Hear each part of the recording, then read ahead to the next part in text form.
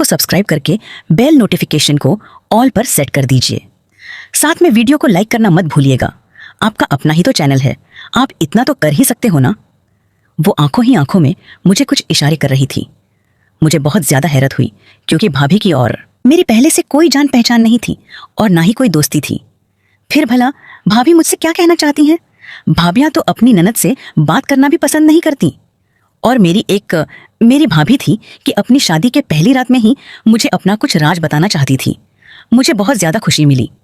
मैंने सारी लड़कियों को कमरे से बाहर भेज दिया और भाभी के पास आकर बैठ गई और मैंने मुस्कुराते हुए अपनी भाभी से पूछा, भाभी क्या बात है, आप मुझसे कुछ कहना चाहती हो? मेरी भाभी मेरी बात सुनते ही दाढ़े मार मार कर जोर से रोने लगी। उनकी आंखों से गंगा यमुना बहने लगी ही थी। मैंने कहा, भाभी आप क्यों रो रही हो? आखिर बात क्या है? भाभी को रोता हुआ देखकर मैं बहुत ज्यादा घबरा गई। भाभी रोते रोते मुझसे बोली, मुझे अकेला छोड़कर मत जाना, अकेले इस कमरे में मैं मर जाऊंगी। मुझे बहुत ज्यादा हैरत हुई कि आखिर भाभी ऐसा क्यों बोल रही है। मैंने भाभी को दिलासा देते हुए कहा कि भाभी आप क्यों रो रही हैं? आप डरिए मत, ऐसा कुछ भी नहीं होगा। भाई आपको बहुत प्यार से रखेंगे, वो आपको किसी भी तरह का कोई नुकसान नहीं पहुंचाएंगे। मेरी बात सुनकर भाभी और जोर जोर से रोने लगी थी। अब तो मुझे भी भाभी के इस सवय से डर लगने लगा था। फिर मैंने सोचा कि हर लड़की के जीवन में ऐसा ही होता है। भाई आ जाएंगे तो भाभी भाई को देखकर ठीक हो जाएगी। मैं उठकर जाने लगी तो भाभी ने मेरे पैर पकड़ लिए और मुझसे कहा, भगवान के लिए मुझे इस कमरे में अकेला छोड़कर मत जाओ, मैं मर जाऊंगी। मेरे जीवन में कुछ भी नहीं बचेगा और मैं बदनाम हो जाऊंगी। भाभी की बात सुनकर मुझे बहुत ज्यादा हैरत हुई और मैं भाभी से बोली, आपकी सुहागरात है, मैं यहाँ आपके साथ कमरे में नहीं रुक सकता। और भाभी आपको क्या हुआ है? आप डर क्यों रही हैं? वो आपके पति है और मेरा भाई इंसान है। वो कोई जंगली जानवर नहीं है जो आपके साथ बुरा व्यवहार करेगा। वो बहुत प्यार करने वाला व्यक्ति है। तभी मुझे अपने भाई के कमरे में किसी और की उपस्थिति का एहसास हुआ। मैंने नजर घुमाकर देखा तो मेरे पापा खड़े थे। पापा बहुत ही नफरत से मेरी भाभी को देख रहे थे। भाभी पापा से नजर चुराने लगी। कुछ पल के लिए भाभी और पापा की नजरें टकराती हैं तो मैंने महसूस किया कि जैसे भाभी की आंखों में एक शिकायत थी। ऐसा लग रहा था जैसे पापा और भाभी पहले से ही एक दूसरे को जानते हैं और वो आंखों ही आंखों में पापा से कुछ शिकवा कर रही थी। लेकिन पापा की आंखों में नफरत थी। पापा की आंखों में खून उतर आया था। भाभी की तरफ गुस्से से देखते हुए पापा मुझसे बोले कि चलो बेटा, यहां से आजकल की औरतों के ये सब ड्रामे हैं। इन्हें भी नहीं मालूम कि तुम कुंवारी हो और कुंवारी लड़कियों के साथ ऐसी बातें नहीं की जाती हैं। पापा गुस्से से बोलते हुए मेरा हाथ पकड़कर कमरे से बाहर लेकर आ गए। मैंने पापा को समझाते हुए कहा कि पापा भाभी बहुत ज्यादा नर्वस हो रही हैं। मैंने भाभी को समझाया और भाभी ने मुझे ऐसा कुछ भी नहीं बताया। वह तो बस यह कह रही थी कि मैं उनके साथ कुछ देर कमरे में ही रुक जाऊं। लेकिन पापा मेरा हाथ खींचते हुए मुझे वहां लेकर आए और कहने लगे, तुम बाहर चलो, तुम्हें एक बात बताता हूं। पापा कमरे से बाहर आकर अपनी जेब में हाथ डालकर 10,000 निकालते हैं और मेरे हाथ पर रखते हुए बोले, यह पैसे रख लो। पैसे देखकर मैंने पापा को कहा, इतने सारे पैसे आप मुझे क्यों दे रहे हैं? पापा ने 10,000 और निकाले और बोले, यह पूरे रुपये हैं, अपने पास रखो। इतने सारे पैसे देखकर मैं खुशी से फूले नहीं समाई और झट से पैसे पापा के हाथों में से ले लिए। पापा फिर बोले, लेकिन बेटा तुम्हें मेरी बात माननी होगी। मैं आश्चर्य से बोली, पापा आखिर ऐसी कौन सी बात है? मैं तो आपकी सारी बातें मानती हूं। पापा बोले कि बस मेरी एक बात मानना कि आज से तुम्हारी भाभी चाहे कितना भी रोए, चीखे चिल्लाए, लेकिन तुम उसके पास नहीं जाओगी, उसकी बातों पर ध्यान नहीं दोगी। वह शादीशुदा औरत है, अपनी समस्या वो खुद सुलझा लेंगे, तुम्हें उसकी समस्या में पड़ने की कोई जरूरत नहीं है। अच्छा अब तुम जाओ यहां से। पापा की बातें सुनकर मैंने हाँ में सिर हिला दिया और वहां से जाने लगी। मैंने सोचा कि पापा मेरे साथ आएंगे, लेकिन यह देखकर मुझे हैरत हुई कि पापा तो वहीं खड़े थे। थोड़ी देर बाद मैंने मुड़कर देखा तो पापा भाभी के कमरे में चले गए और अंदर से दरवाजा बंद कर लिया।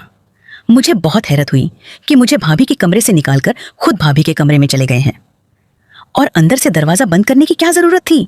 मुझे बहुत गुस्सा आया और मैं गुस्से में मम्मी के कमरे में आ गई। मुझे गुस्से में देखकर मम्मी ने पूछा, क्या बात है नीतू, तुम इतने गुस्से में क्यों हो? मम्मी के इतना पूछते ही मैंने सारी बात मम्मी को बता दी कि पापा ने मुझे भाभी के कमरे से निकाल दिया और खुद भाभी के कमरे में चले गए हैं। मेरी बात सुनकर मम्मी के चेहरे का रंग फीका पड़ गया और फिर खुद को थोड़ा संभाल कर बोली, कोई बात नहीं नीतू बेटा, वो ससुर जी है, क्या हुआ? अगर वो अपनी बहू के कमरे में चले गए तो तुम इतना ज्यादा मत सोचो। फिर मम्मी मुझसे बोली, नीतू ऐसा करो, अब तुम अपने कमरे में जाओ और सो जाओ, बहुत रात हो गई है। मम्मी की बातों से मैं संतुष्ट नहीं हुई। जो बात मेरे दिल में बैठ गई थी वह निकल ना सकी। भला पापा मुझे भाभी के कमरे से निकालकर खुद भाभी के कमरे में क्यों गए हैं? ऐसे ही सोच विचारों ने मुझे उलझा रखा था। मैं कमरे में आ गई और सोने की कोशिश करने लगी, लेकिन नींद मेरी आंखों में नहीं आ रही थी। भाभी का रोता हुआ चेहरा बार बार मेरी आंखों के सामने आ रहा था। आखिर भाभी इतना परेशान क्यों थी? वह इतना क्यों डर रही थी? मुझे प्यास लगी थी तो पानी पीने के इरादे से मैं बाहर किचन में आई। बाहर हॉल में देखा तो भाई सोफे पर बैठे हुए थे, कुछ परेशान दिख रहे थे और सिगरेट पी रहे थे। थोड़ा पास जाने पर मैंने देखा कि उनकी आंखों में आंसू भी थे। मेरे दिल को धक्का सा लगा। भाई को तो इस वक्त भाभी के पास होना चाहिए था और भाई बाहर हॉल में है। इसका मतलब भाई भाभी से खुश नहीं है। मुझे भाई से बहुत हमदर्दी हुई। मैं भाई के पास गई और भाई से पूछा, भाई आप इस वक्त बाहर क्या कर रहे हैं? आपको तो भाभी के पास होना चाहिए था। मेरी बात सुनकर भाई ने मुझे गुस्से से देखा और बोले, तुम भी आई हो, पापा के चमची बनकर जाओ, यहां से मुझे मेरे हाल पर छोड़ दो। लेकिन भाई आप ऐसा क्यों कर रहे हैं? मुझे पापा ने नहीं भेजा है, मैंने तो आपको परेशान देखा है, इसीलिए चली आई। भाई गुस्से से बोले, चली जाओ। यहां से मेरी आंखों में आंसू आ गए। मैं वहां से पलटने ही वाली थी कि तभी भाई बोले, अच्छा सुनो, किचन से माचिस ला दो। मुझे लगा शायद भाई को सिगरेट जलानी होगी, इसीलिए माचिस मांग रहे हैं। मैं किचन से माचिस लाकर भाई को दे दी। लेकिन यह क्या? भाई की हरकत देखकर मैं दंग रह गई। भाई तो पापा के दिए हुए उपहार को जलाने लगे। पापा ने भाई को एक बहुत ही प्यारी सी शेरवानी गिफ्ट की थी मैं पहनने के लिए, और भाई वही शेरवानी जला रहे थे। मैं एकदम हक्का बक्का सी रह गई थी। जल्दी से आगे बढ़ी और आग को बुझाने की कोशिश करने लगी। आग बुझाते बुझाते मैं बोली, भाई आप यह क्या कर रहे हैं? पापा ने इतने प्यार से आपको गिफ्ट किया है और आप इसे क्यों जला रहे हैं? तभी भाई अचानक गुस्से से मुझसे बोला, नीतू चली जाओ यहां से। मुझसे कोई भी सवाल जवाब करने की जरूरत नहीं है, अभी के अभी मेरी आंखों के सामने से चली जाओ। भाई का गुस्सा देखकर मैं थर थर कांपने लगी और रोते हुए अपने कमरे में आ गई। पूरी रात मुझे नींद नहीं आई। कहीं 6 बजे जाकर मेरी आंख लगी, लेकिन सुबह 7 बजे मेरी आंख फिर से खुल गई थी। बाहर आई तो देखा पापा बहुत ही सादगी से सोफे पर बैठे हुए थे। मुझे देखते ही बोले, मैं तो अपनी बहू के लिए नाश्ता बनाने जा रहा हूँ। असली बेटियां तो बहुएं होती हैं, बेटियां तो पराया धन होती हैं। पापा के पीछे मैं किचन में आई तो देखा पापा सचमुच भाभी के लिए नाश्ता बना रहे थे। मुझे देखकर हैरत हुई, और पापा को भाभी की इतनी फिक्र क्यों है? मैं पापा से बोली, पापा आप भाभी के लिए नाश्ता क्यों बना रहे हो और आपको भाभी की इतनी फिक्र क्यों हो रही है? मेरी बात सुनकर पापा बोले, वो मेरे बेटे की बीवी है, अगर मुझे उसकी फिक्र नहीं होगी तो किसकी होगी? तुम्हारी माँ तो वैसे ही जहर उगलती रहती है, क्या भरोसा नई बहू को नाश्ता बनाकर दे या नहीं। इतने में मम्मी भी आ गई। वो कुछ परेशान सी लग रही थी। मुझे हैरान परेशान देखकर और पापा को नाश्ता बनाता देखकर मुझे समझाते हुए और बात को टालते हुए बोली, मेरी माँ मुझे कहने लगी, नीतू बेटा तुम ऐसा करो, बाहर जाकर इंतजार करो, मैं तुम्हारे लिए नाश्ता बनाकर लाती हूँ। मेरे घर में सब कुछ अजीब सा हो रहा था, मुझे कुछ भी समझ में नहीं आ रहा था। मैं बाहर आकर हॉल में सोफे पर बैठ गई। तभी मैंने कमरे से भाई और भाभी को निकलते हुए देखा। भाभी ने सफेद रंग की साड़ी पहन रखी थी और मेरे भाई का चेहरा उतरा हुआ था। भाभी को देखकर मुझे धक्का लगा कि भाभी में नई नवेली दुल्हन वाली कोई बात ही नहीं थी। भैया और भाभी जाकर नाश्ते की टेबल पर बैठ गए। मैं कमरे में जाने की बजाय नाश्ते की टेबल पर आकर भाभी के पास बैठ गई, जैसे पापा ने मुझे भाभी के पास बैठा हुआ देखा। पापा गुस्से से मेरे से बोले, नीतू मैं तुम्हें रात को समझाया था ना कि तुम इन सब मामलों से दूर रहना। मैंने तुझे अच्छे से समझाया था कि अपनी भाभी से तो दूर रहना, उसके आसपास भड़काने की कोई जरूरत नहीं है तुम्हें, लेकिन तुम्हें मेरी बात समझ में नहीं आती।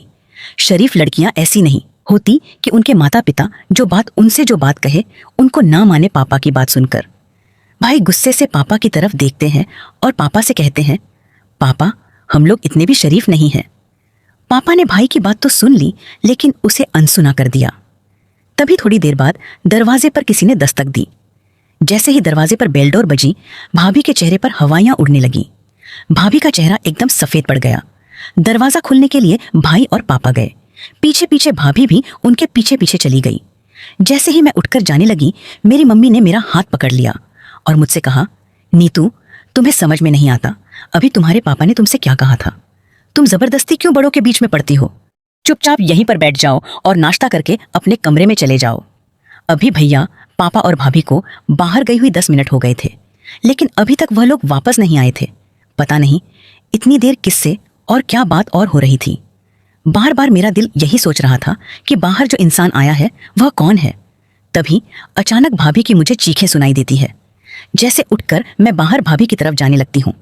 मम्मी मेरा हाथ पकड़ लेती है और मुझे धमकाते हुए कहती है, नीतू, तुम्हें समझ में नहीं आता कि तुम इन सब मामलों से दूर रहो।